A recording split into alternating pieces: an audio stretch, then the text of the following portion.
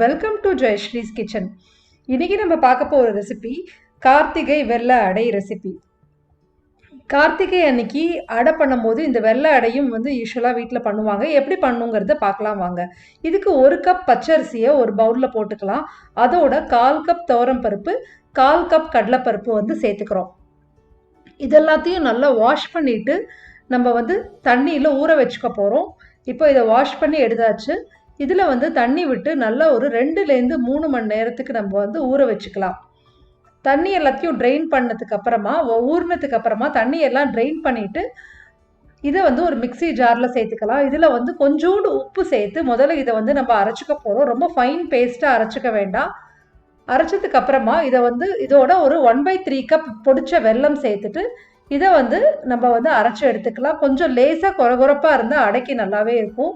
இதை ஒரு பவுலில் ட்ரான்ஸ்ஃபர் பண்ணிவிட்டு இதில் தேங்காய் துருவல் ஒரு 3 டேபிள் ஸ்பூன் தேங்காய் துருவல், கொஞ்சமாக ஏலக்காய் தூள் இதை சேர்த்துட்டு நல்லா மிக்ஸ் பண்ணி எடுத்துக்கலாம். நம்ம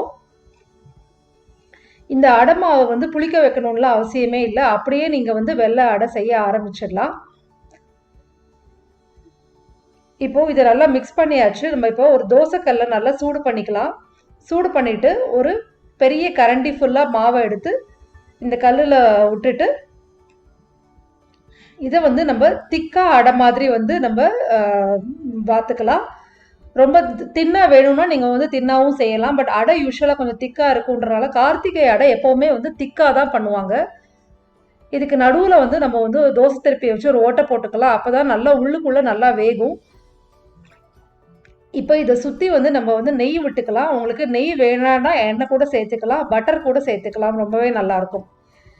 இதை ஒரு மீடியம் ஃப்ளேமில் குக் பண்ணிவிட்டு நல்லா ஒரு சைடு நல்லா வெந்ததுக்கு அப்புறமா நம்ம இதை திருப்பி போட்டுக்கலாம்.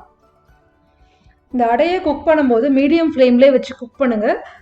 ரொம்ப ஹை ஃப்ளேமில் வச்சு குக் பண்ணோன்னா அடி பாகம் சீக்கிரமாக நம்மளுக்கு ரொம்ப கருப்பாக தீஞ்சு போன மாதிரி ஆகிடும்.